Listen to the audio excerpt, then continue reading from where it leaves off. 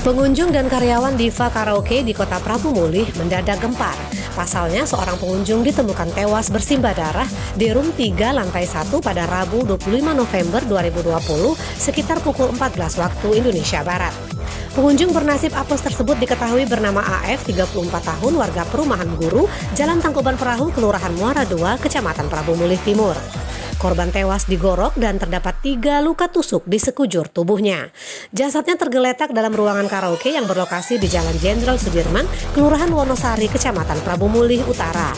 Pembunuhan sadis ini diduga dilakukan oleh REV, 43 tahun, warga Jalan Kerinci, Vina Asri 2, Kelurahan Muara II, Kecamatan Prabu Mulih Timur.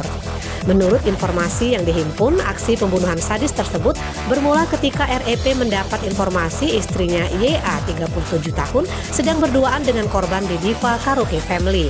Mendapatkan informasi itu, REP langsung mendatangi tempat dimaksud. Setibanya di lokasi, dia sempat memeriksa beberapa ruangan di tempat karaoke itu, hingga akhirnya membuka room 3 di lantai 1. Pelaku mendapati istrinya sedang berduaan dengan korban dalam ruangan karaoke tersebut.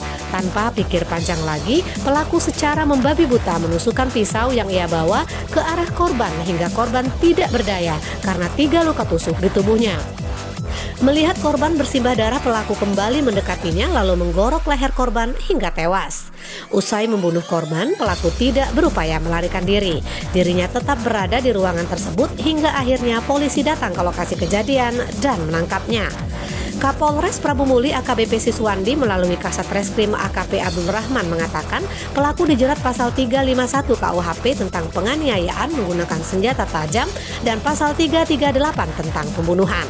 Ditegaskan Siswandi yang pernah bertugas dalam pasukan perdamaian ini, tersangka dalam kasus pembunuhan tersebut berjumlah 1 orang alias pelaku tunggal. Perwira pertama dengan 3 balok di pundaknya ini menuturkan tersangka nekat membunuh lantaran cemburu istrinya selingkuh. Laporan Prabu Agustiawan dari Polres Prabu Mulih untuk Anda. Menghadap ke lantai kan, jadi nggak tahu luka di mana. Yang si pelaku di samping korban, di sofa tapi di atas.